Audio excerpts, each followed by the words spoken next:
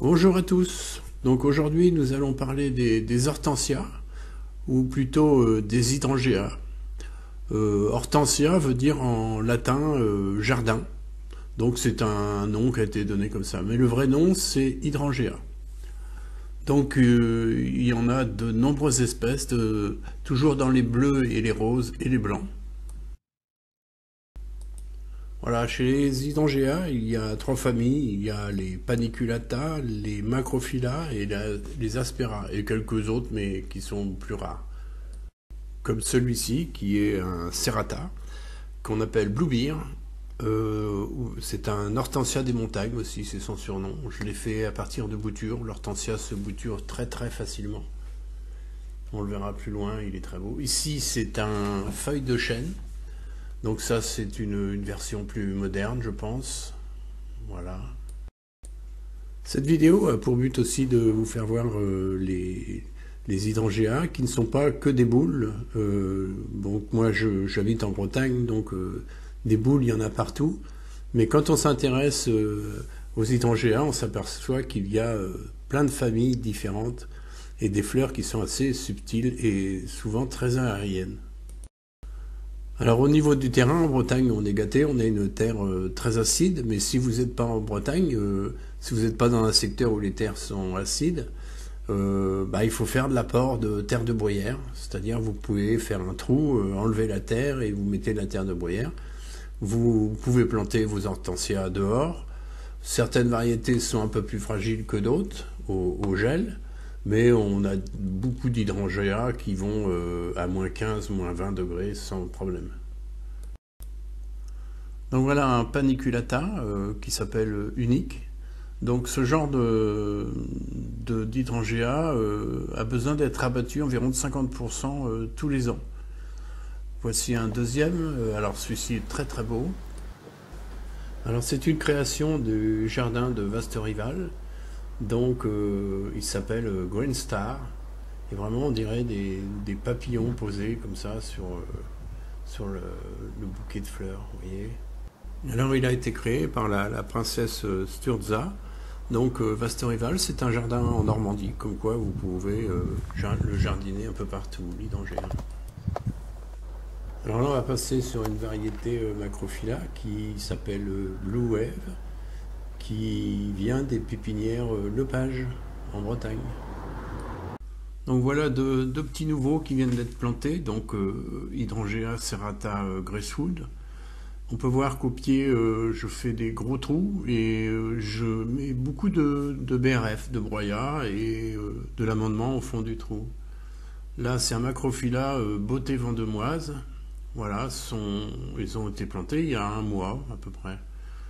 Donc celui-ci peut faire 2,50 m de haut. Donc choisissez vos emplacements. Hein. Donc l'hydrangea, quand il est en pot, il n'y a aucun problème, on peut le planter toute l'année. Alors là on est sur un hydrangea paniculata qui s'appelle Fantôme. Donc c'est un hortensia paniculé. Donc il vient de panicule. Là il est en début de floraison. Et là, il est une semaine après. Voilà. Et il va continuer comme ça à s'épaissir en petites fleurs blanches, très très légères comme ça. Donc on peut le tailler aussi à 50% l'hiver, celui-ci. Voilà un hydrangea qui reste petit, le capsicin, et en compagnie d'une Farfugium japonica. Encore un autre qui reste assez petit, donc un macrophylla qui s'appelle Love You Kiss. Alors normalement il est un petit peu rouge sur les contours des pétales, mais là il est un petit peu plus âgé, il a pris un petit coup de chaud. Et au printemps il a des feuilles très très rouges. On va voir sur la droite les fleurs bleues, hein, sont des géraniums, ça va très très bien avec... ça mélange bien les hydrangeas. Les buis aussi. Là, on peut voir une petite collection dans un coin avec quelques buis.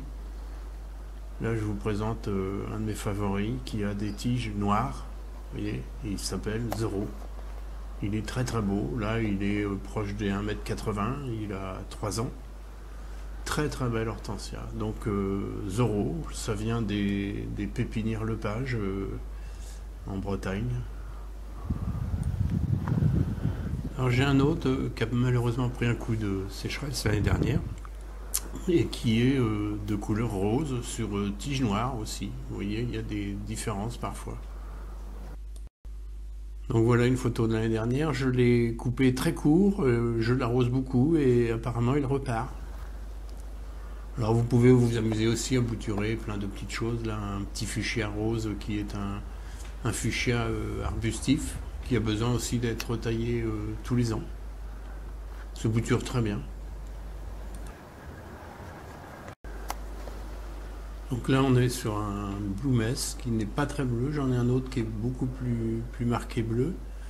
Et derrière on a, voilà, ça c'est Blue Mess. Et ici on a Blue Wave, qui a un port qui est très très beau, très aérien comme ça.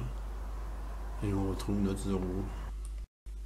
Voilà, là c'est le résultat d'une bouture, je connais plus son nom. Quelqu'un sans doute m'a donné un petit morceau.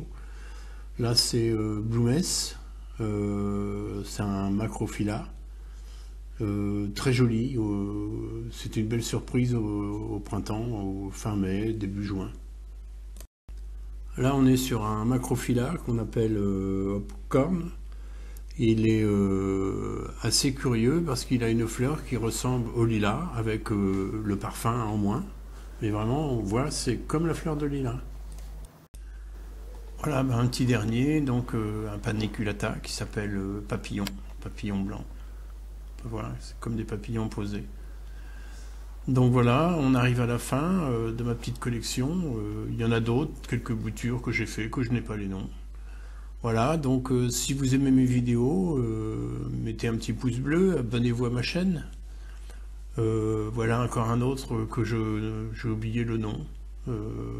C'est un petit dernier. Et on peut voir une nature morte de Henri Fontaine-Latour, 1866, comme quoi l'hortensia est là depuis longtemps.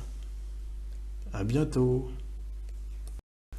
Donc voilà, quelques spécimens que je ne connais pas, que j'ai bouturés, que je me rappelle pas trop. C'est ça le jardin aussi. Là on voit avec une fleur très double, une grande et une petite à l'intérieur. Très jolie hortensia. En voici encore un autre. Donc je vous dis à très bientôt pour de belles aventures dans le jardin. Et surtout, mettez des hydrangeas dans votre jardin.